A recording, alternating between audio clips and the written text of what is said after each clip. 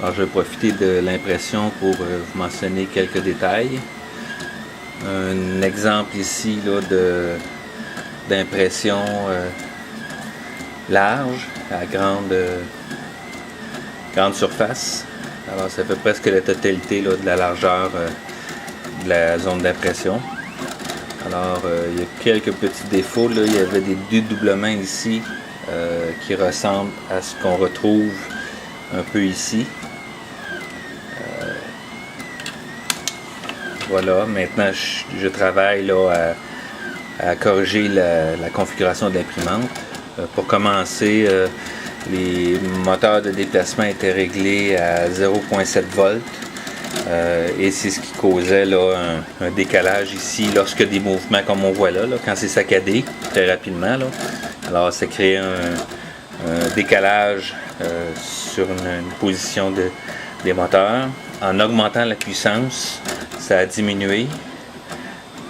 Alors ici un exemple, il y en avait encore un petit peu de décalage, mais ça avait diminué. Et en mettant au maximum, c'est-à-dire à 1,1 volts pour les 3 moteurs de déplacement, il n'y a plus du tout de décalage. Je vais pas essayer de faire un peu moins. Là. Peut-être que je pourrais diminuer à 1 volt ou à 0,9 volts, mais bon, je voulais pas faire constamment des nouvelles réimpressions. Alors présentement c'est à 1.1 et c'est la même chose pour le moteur de l'extrudeur qui est à 1.1, ce qui permet là, d'avoir un débit constant et j'ai pas de saut de moteur.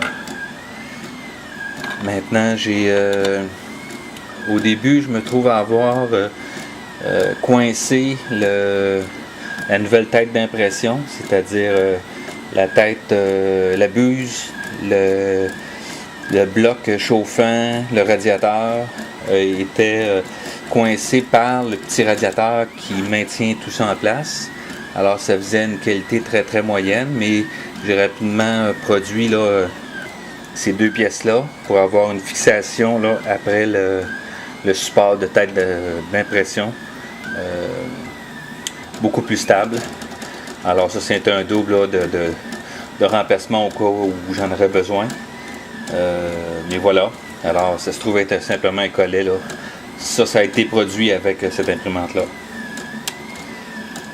Alors voilà, donc le moteur d'extrudeur à 1.1 volt aussi.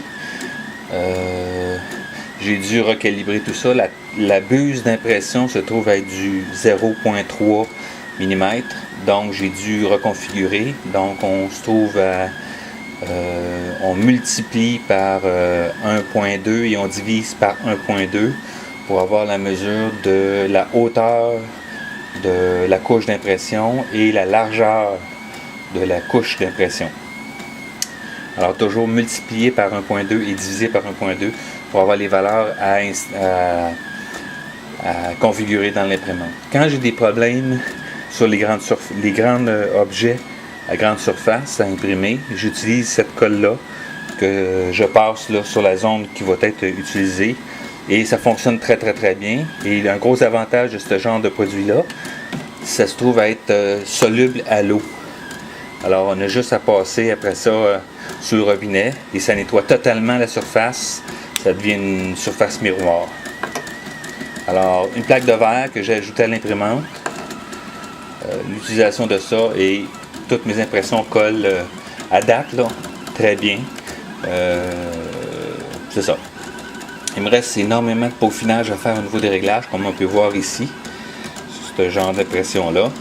Mais bon, j'en suis à ma première journée, là. Je pense que c'est assez bien quand même, comme ça. Et là, je suis en train de faire un test de précision de positionnement au niveau de l'imprimante. Ça se trouve être une série de petits pylônes en pointe, là, qui finit à rien. Alors, pour voir encore une fois, là, ça se trouve être des impressions de calibration que je fais présentement avant de me lancer sur des pièces là, plus personnalisées.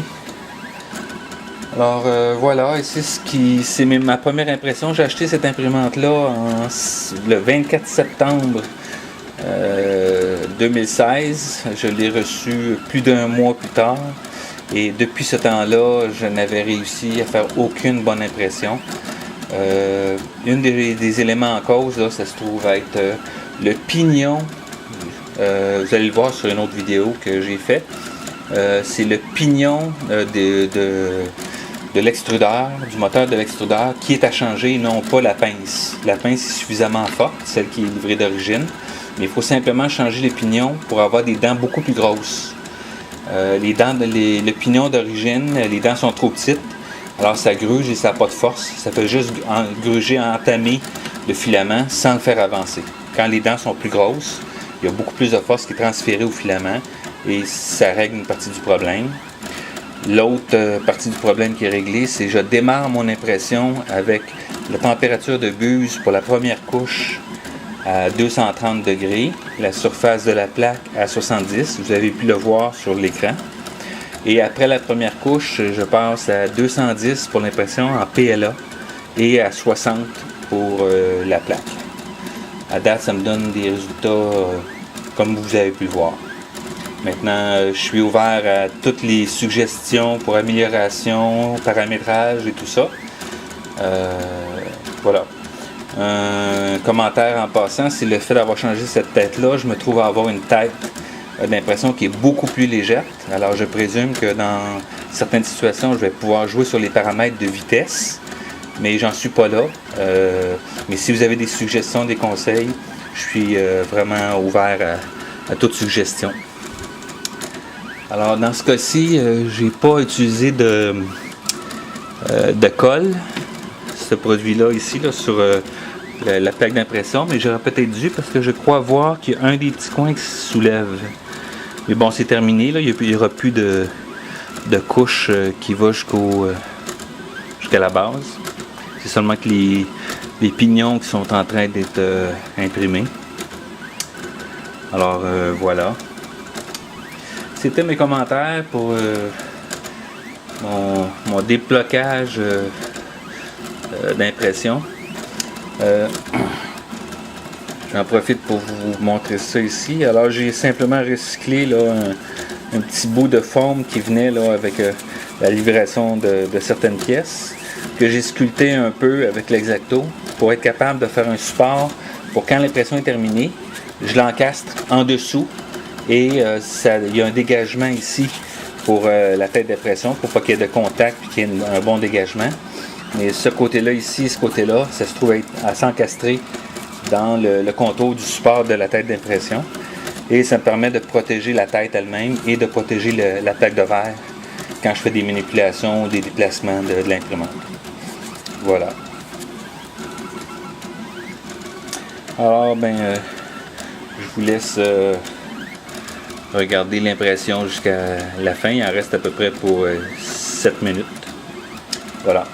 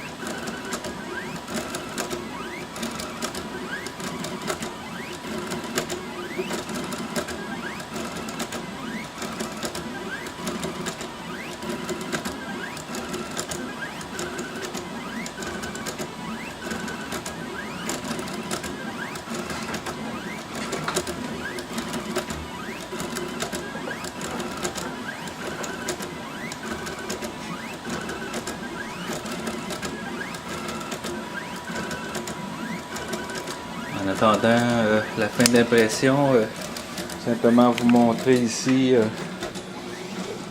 la tête d'impression de remplacement que j'utilise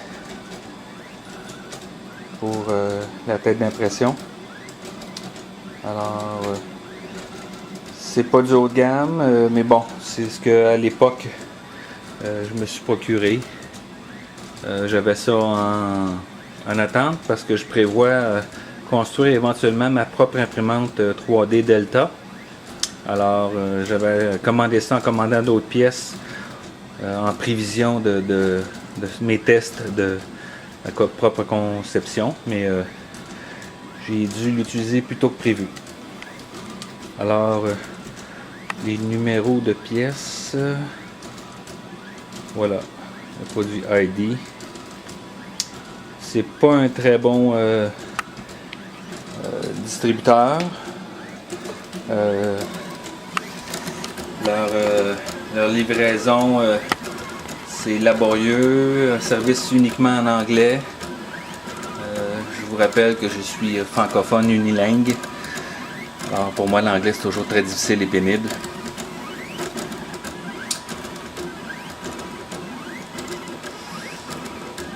J'ai eu aussi de très mauvaises expériences avec DX.com, Deal Extreme.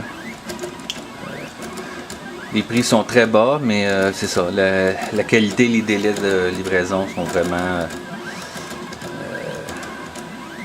pénibles. Alors je ne commande pas ces endroits-là. Je suis à la recherche d'un nouveau fournisseur au Canada ou au Québec pour toutes ces pièces d'électronique et d'impression 3D. Le filament est assez de bonne qualité, semble-t-il. Ça va être ce genre de produit.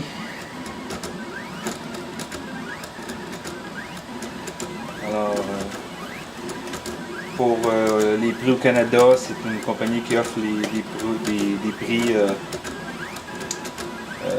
raisonnables comparativement au prix du marché au Canada.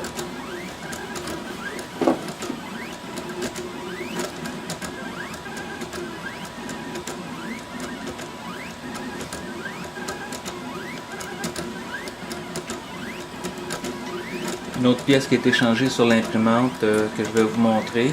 Ça avait été imprimé dans un Maker Faire à Sherbrooke. Ça se trouve être ces pièces-là ici. Alors, les fixations de courroies d'entraînement.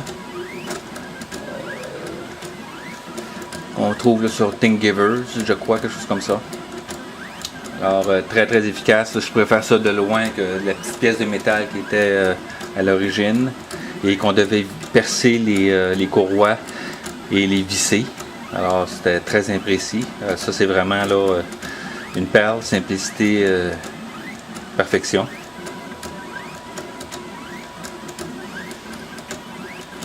Alors, il en reste pour à peu près 2 minutes encore.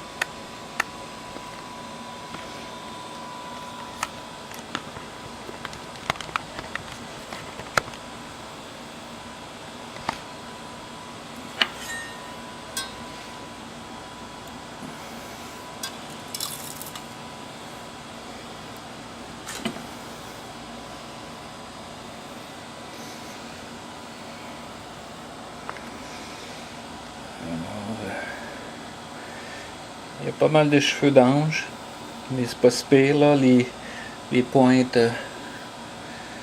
on sort pas trop mal.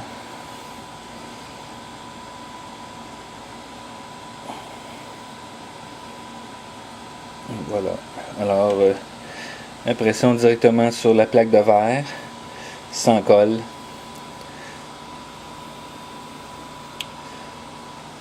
Alors voilà.